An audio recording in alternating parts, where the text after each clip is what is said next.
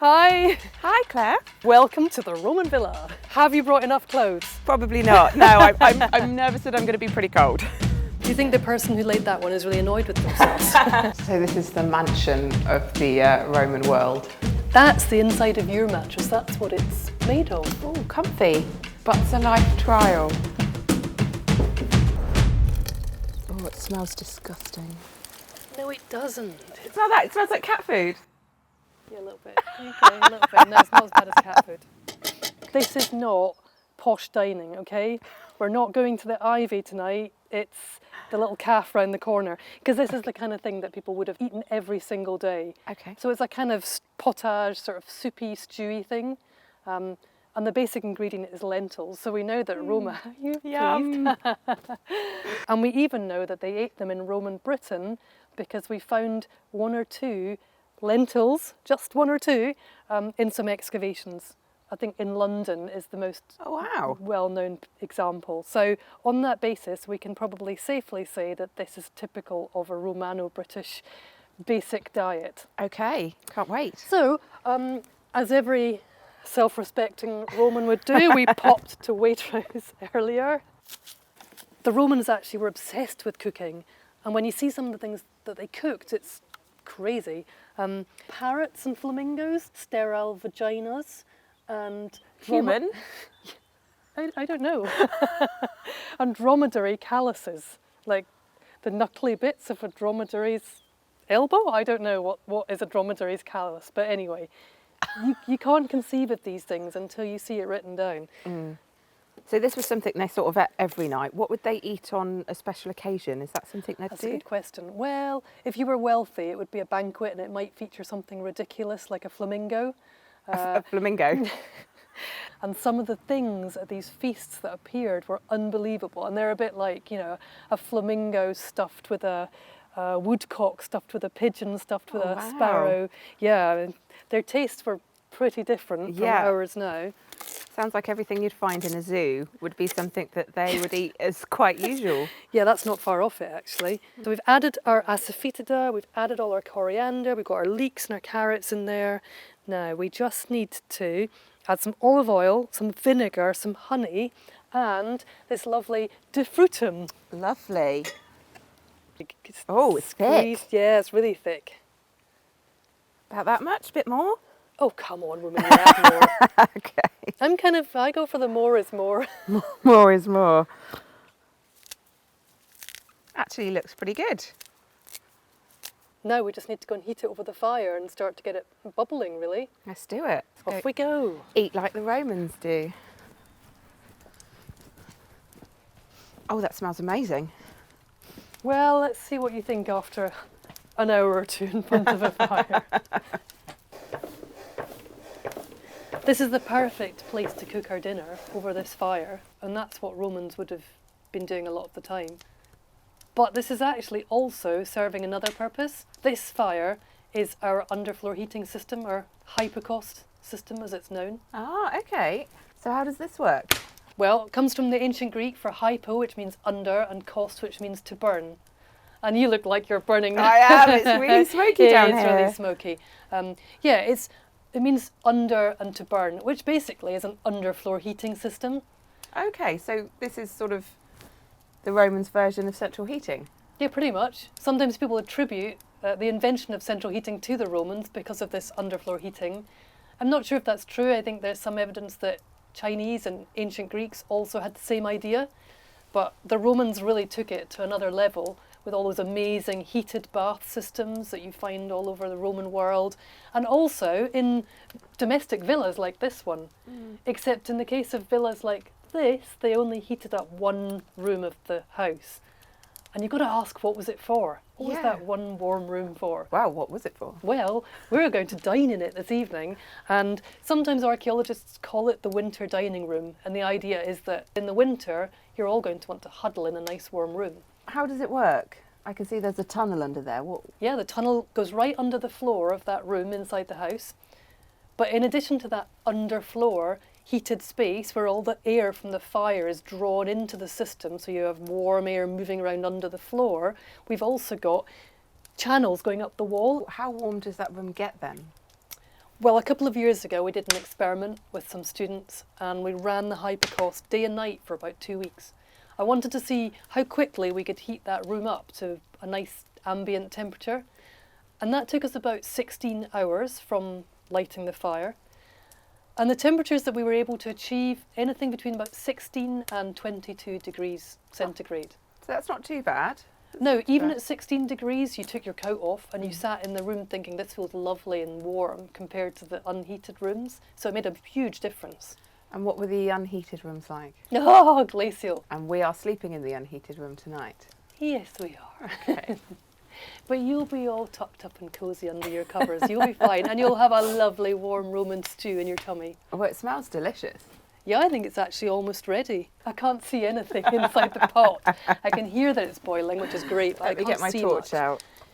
So this is where you get a real appreciation of the fact that in the past people didn't have electric light. We take it for granted. Look at that. That looks really That's nice, great. actually, yeah. So do you think you'd be prepared to give it a go now? You were a bit cynical earlier about lentils. I still am, but it certainly looks more appetising, so I'll give it a good go. At least it's not got sterile vaginas in it. Should we go and dine like rich Romans? Let's do it. Bring on the wine. As the guest of honour, you don't have to do anything. I'd like you to lie down and recline in the Roman style while I feed you. And this is how they ate? Supposedly, yes. Whether they could eat while lying down was gonna say, at the same time, I don't know. Not particularly great for your digestion. That's not particularly comfortable. No, but it's fascinating to try it out and think, really? Yeah, how is this practical? Shall I just give you a little bit to start with? Thank you. It smells lovely. Thank you very much. I'm actually a bit nervous. Do you want me to taste it first? Yes. Okay.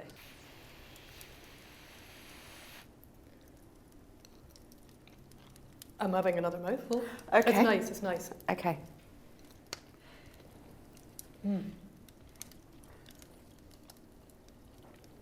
What do you think? It's certainly different. It's more flavourful than I was expecting. There's definitely some interesting textures. I think I've been thinking about the Romans too long. Because I'm like, yes, yummy. This real Roman food. So it certainly does feel warmer in here than it does the rest of the villa. So right behind where you're sitting is where that Hypocaust stoke hole is, where we've been putting logs on the fire and cooking our dinner. So the bit right under your feet is the warmest part of the floor. And when you touch the floor or the wall behind you, you'll be able to feel the heat coming through. This bit feels a little bit warmer. It's actually the flues in the wall that probably work the best because they're closest to the surface. The floor is quite a thick layer. Yeah, I won't be taking my boots off to check. They do say that Roman bathhouses in particular, the floor got so hot that people had to wear bath clogs, which were like little wooden clogs with little soles on them to protect your feet because it got so hot you couldn't walk on it barefoot. That can be Butser's next project. Well, it would be amazing to have the floor that hot. I've never done it. I've been told by others that it can be achieved, but only where the channels are, not the whole floor. But when you think about Roman bathhouses back in places like Rome, they were enormous because they had to accommodate thousands of people.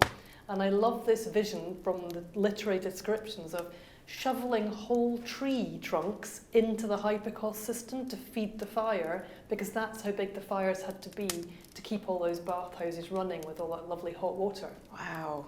So there's us with, 3 logs and it's just enough. So where's the wine? I have actually got some wine. Actually. Were you worried that Yeah. we weren't going to have the full Roman experience? Absolutely. Okay, so let me pour you some. Thank you very much. No, I'm not finished yet. Oh. Oh. Any self-respecting Roman would never drink wine neat.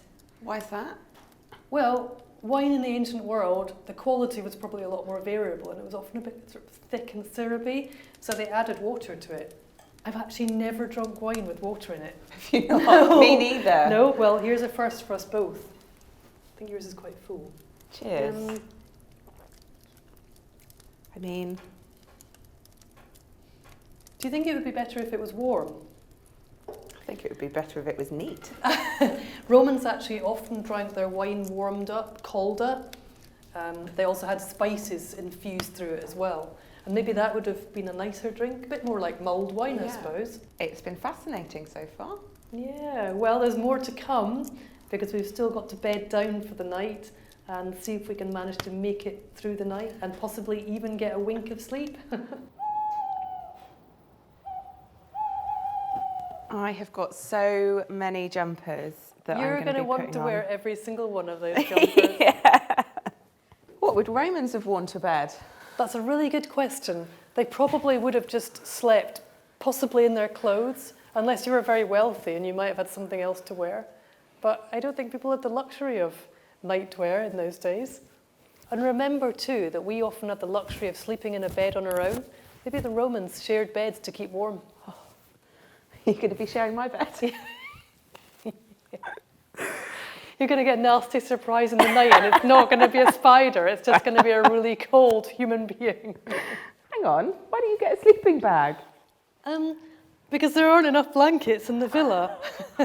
Cheating. It is cheating, isn't it? It is cheating. I'm jealous. I get a mouldy old Roman blanket and a straw bed. Oh, this is luxury, isn't it? This is going to be really cosy. Yeah, you do look cosy. Night, Claire. Night.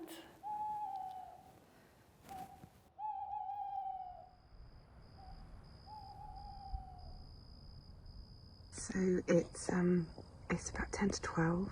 I've just come outside to look at the stars because they're absolutely incredible, and the moon, I don't know if you can see that, it's incredibly bright tonight. So although I'm absolutely freezing, it's a pretty magical night to be experiencing Butser in the dark.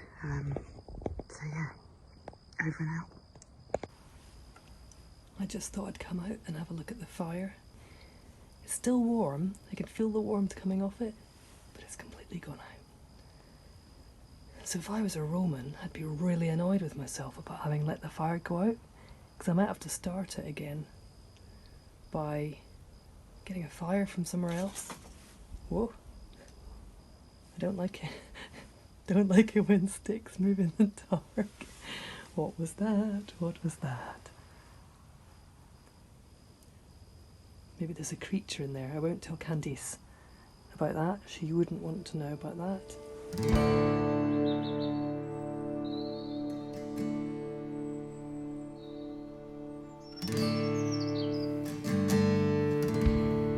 Morning, Claire. Hi. You were wondering if I was awake, weren't you? I was, and you are. I have been lying awake for a while. Oh, I completely cheated. I've got my eye mask, I've got a duvet, a sleeping bag. How did you sleep? Well, I think I was more awake than asleep. I definitely was still awake at 4:30. That's the last time I looked at my watch. I did wake up a few times because I had a little friend on the wall that I tried very hard to ignore. There were some funny noises in the night. I Were don't there? really know what they were. I genuinely don't know what they were. Oh no. And I knew there was no wind, so I knew I couldn't blame it on a clanking shutter. I can't answer in my own head what those noises were. Oh, don't tell me that. No, other than the ghost of a sort of, I don't know, a legion of Roman soldiers marching through. I woke up this morning to birds chirping outside the window. And that's amazing. Normally I wake up to, the rubbish bin going off outside or the kids shouting at me. But it was just like a really lovely, natural way to wake up. Shall we go and have some breakfast?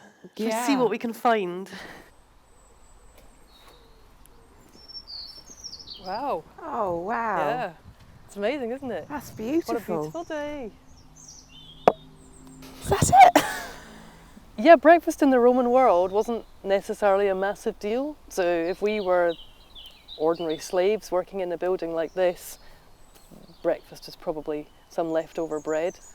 Oh. And it wouldn't even have been nice sourdough like this bread. It probably would have been flat, salty bread.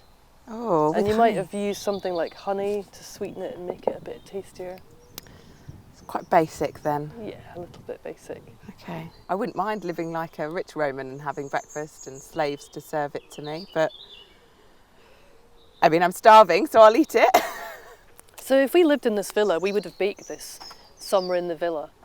In the original archaeology, there's actually another building next to the villa house, and it looks like there were ovens and cooking facilities in that other building. So somebody would have been cooking probably to feed all of the people that lived in the estate. But in Rome, bread was it was what kept the masses from revolting, basically. And in fact, bread was given out free at some point in order to keep people placated and to feed them in times of hardship. So it's such a staple, isn't it? It's easy, isn't it? It's easy to make, and freshly baked bread is Hang on. pretty nice. Do you think that this overnight stay in the villa has given you a bit of an insight into a different side of Roman life? Yeah, definitely. I think that when you're at school, you learn about the Romans in textbooks, obviously, and you do learn about the rich side of Roman life, villas like these, you know, the Roman Empire, and actually doing what we've done and really seeing it from the ground up. It's such an experience. It really brings the past to life in this way where you're hungry like they would have been hungry, you're cold like they would have been cold, and it just makes it more special. I feel that I can understand, and you know, I got a bit more of an emotional connection. I've really enjoyed it. We had a good laugh, didn't we? We had fun. I can't wait to tell people about what we've done here today.